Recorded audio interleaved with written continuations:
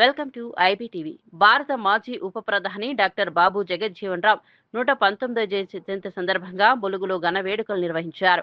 Schedule కులాల అభివృద్ధి శాఖ ఆధ్వర్యంలో జరిగిన ఈ కార్యక్రమానికి జిల్లా కలెక్టర్ దివాకర టీఎస్ ముఖ్య అతిథిగా హాజరయ్యారు. ఆయన చిత్రపటానికి పూలమాలలు వేసి నివాళులర్పించి జ్యోతి ప్రజ్వలనతో కార్యక్రమాన్ని ప్రారంభించారు. ఈ సందర్భంగా కలెక్టర్ మాట్లాడుతూ బాబు జగజ్జీవన్ రామ్ సేవలు చిరస్మరణీయమని చెప్పారు.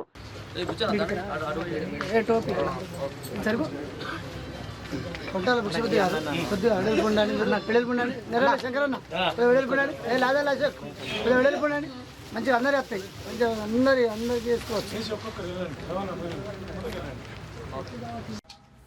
ఈరోజు మనం ఎవరిదైతే జయంతోత్సవం చేసుకుంటున్నామో వాళ్ళ జీవితాశయాల్ని మనం నిజంగా ఎన్ని రోజులు మనము పాటిస్తున్నాం.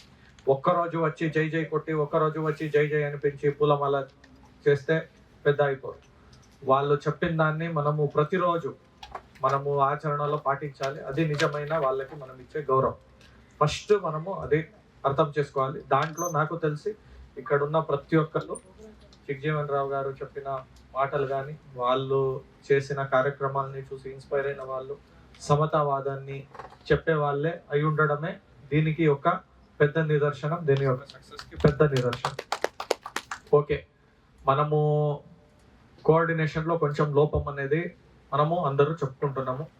మీరు చెప్పినట్టు ఏదైతే ఉత్సవ కమిటీ మీకు ఏది కావాలో అది మనము చేద్దాము. దాంట్లో పెద్ద సమస్య ఏం కాదు. దీంట్లో ఒక మాట నేను చెప్తాను. నాకు వచ్చిన ఇన్ఫర్మేషన్ కానీ మాకు ఉన్న ఫీడ్బ్యాక్ కానీ దాని గురించి ఒక గురువు శిష్యుడు మాట్లాడుతుంటారట. శిష్యుడికి ఒక చిన్న కట్ట ఇస్తాడు. ఏంటి ఇది కట్ట, ఏం బలంగా లేదని ఇట్లా విరిగేస్తాడు. 2 కట్టలు ఇస్తాడు, రెండింటిని పట్టుకి విరిగేస్తాడు. అలాగే 5 ఇస్తాడు, 5ని చాలా బలం పెట్టి విరిగేస్తాడు.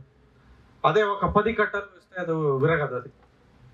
సో అట్లా ఐక్యంగా అందరూ ఉంటేనే ఏదైనా మనము ముందుకు పోతాం, ముందుకు సక్సెస్ అవుతాం.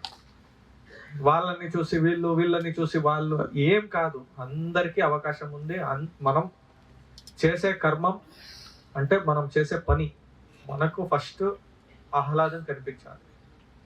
మా కాన్షియన్స్ అంటే నేను ఎవ్వరికి అబద్ధం చెప్పుకుని తిరిగినా, నేను ఎవ్వరికి షోపుటప్ చేసుకుని చేసినా, నా ఆత్మసాక్షికి అయితే నిజం ఏంటి అనేది నాకు తెలుస్తుంది. ప్రతి ఒక్క మనిషి మనం చేసే పని కరెక్ట్ ఉంటే చాలు. మనం చేయడం వల్ల ఒకళ్ళకి ఇబ్బంది కాకుండా వాళ్ళకి హెల్ప్ అయితే చాలు. అంత అట్లాంటి మైండ్ సెట్ ఉంటే చాలు. వేరే ఇంకా ఏం పెద్ద మనకి చేయాల్సిన అవసరం లేదు. దీంతో పాటు మనము ఈ ఒక్కరోజే మనము ఉన్న సమస్యలు చెప్పుకోవడము ఇది అట్లా కాదు. ఇది డెమోక్రసీ అనేది ఒకటి ఉంది. మనము కొంచెం ఆలోచన చేయాలి. ఇద్దరు ముగ్గురు మాట్లాడితే కొంత అంటే నేను కన్నడ లిటరేచర్ చదివాను. కన్నడ లిటరేచర్లో ఇట్లనే ఉంటుంది. 4 హంతాలు ఉంటాయి. ఫస్ట్ నవోదయ అని చెప్తారు. నవోదయ అంటే కవులు వాళ్ళు ఎట్లా ఫీల్ చేస్తారంటే ప్రపంచంలో అంత మంచిగా ఉంది, అంత బ్యూటిఫుల్, ఇంత లైఫ్ సో బ్యూటిఫుల్, దీన్ని ఎంజాయ్ చేయాలి. సూర్యోదయం చూడండి ఎంత మంచిగా ఉంది, పక్షులు చూడండి ఎంత మంచిగా ఉంది, ప్రతి ఒక్కటిని ఆహ్లాదిస్తాడు. అది మనిషి ఫస్ట్ ఎదుగుదల. తర్వాత ఇంకొక ఎదుగుల రియాలిటీ, నవ్య అని అంటాం దాన్ని. నవ్య కావ్యంలో ఏమైతుంది అంటే దేనికి అర్థం లేదు. ఏంటిది పుట్టుకల్లోనే అర్థం లేదు. పుట్టినప్పటి నుంచి తర్వాత ప్రతిదన్ని సమస్య